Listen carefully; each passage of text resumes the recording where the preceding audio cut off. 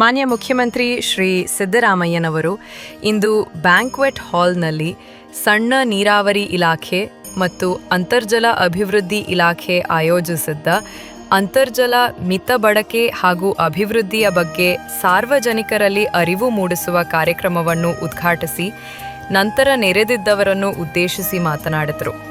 ಈ ಸಂದರ್ಭದಲ್ಲಿ ಅವರು ಅಂತರ್ಜಲ ಸಂರಕ್ಷಣೆಯ ಮಹತ್ವವನ್ನು ಒತ್ತಿ ಹೇಳಿ ಜಲ ಸಂಪನ್ಮೂಲಗಳ ಮರುಪೂರಣ ಮತ್ತು ಮಿತ ಬಳಕೆಗಾಗಿ ಸರ್ಕಾರದ ಯೋಜನೆಗಳ ಜೊತೆಗೆ ರೈತ ಬಾಂಧವರ ಸಹಕಾರದ ಅಗತ್ಯತೆಯನ್ನು ಮನವರಿಕೆ ಮಾಡಿಕೊಟ್ರು. ಭವಿಷ್ಯದ ಪೀಳಿಗೆಗೆ ನೀರನ್ನು ಉಳಿಸುವ ಸಾಮೂಹಿಕ ಜವಾಬ್ದಾರಿಯನ್ನು ಪ್ರಮುಖವಾಗಿ ಪ್ರಸ್ತಾಪಿಸಿ ಎಲ್ಲರೂ ಈ ಮಹತ್ವದ ಕಾರ್ಯದಲ್ಲಿ ಸಕ್ರಿಯವಾಗಿ ಪಾಲ್ಗೊಳ್ಳುವಂತೆ ಕರೆ ನೀಡಿದರು.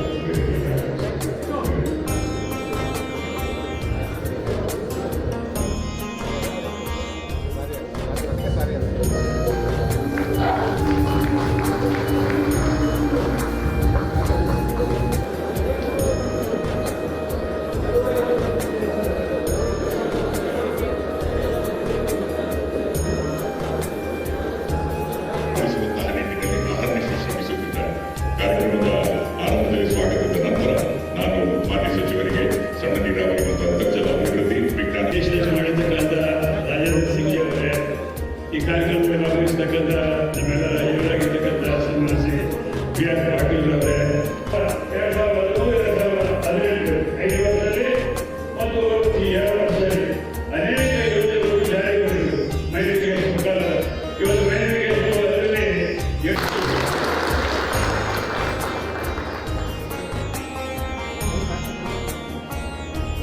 ಎಲ್ಲರಿಗೂ ನಮಸ್ಕಾರಗಳು.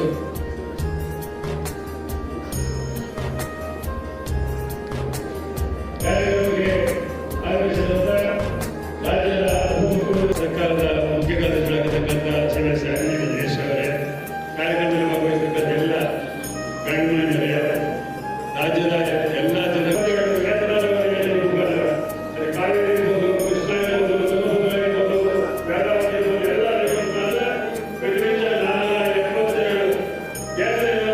ಭಾಗವಹಿಸಿರ್ತಕ್ಕಂಥ ನಮ್ಮೆಲ್ಲರ ಆತ್ಮೀಯರು, ಹಿರಿಯರಾಗಿರ್ತಕ್ಕಂಥ ಸನ್ಯಾಸಿ ಎಚ್ ಕೆ ಪಾಟೀಲ್ ಅವರೇ, ಮತ್ತೊಬ್ಬ ಆತ್ಮೀಯರು,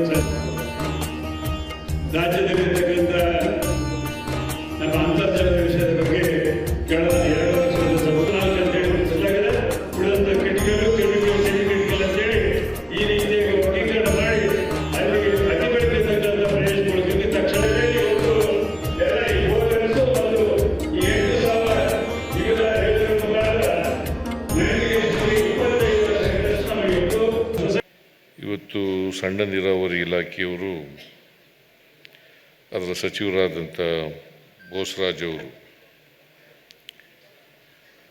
ಅಂತರ್ಜಲ ಅಭಿವೃದ್ಧಿಪಡಿಸುವ ಹಾಗೂ ನೀರಿನ ಮಿತ ಬಳಕೆಯನ್ನು ಉತ್ತೇಜಿಸುವ ನಿಟ್ಟಿನಲ್ಲಿ ಈ ಕಾರ್ಯಕ್ರಮವನ್ನು ಹಮ್ಮಿಕೊಂಡಿದ್ದಾರೆ. ಇವರು ಸಣ್ಣ ನೀರಾವರಿ ಸಚಿವರಾದ ಮೇಲೆ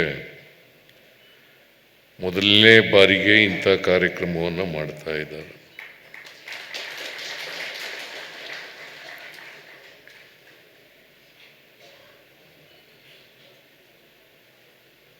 ಅವರು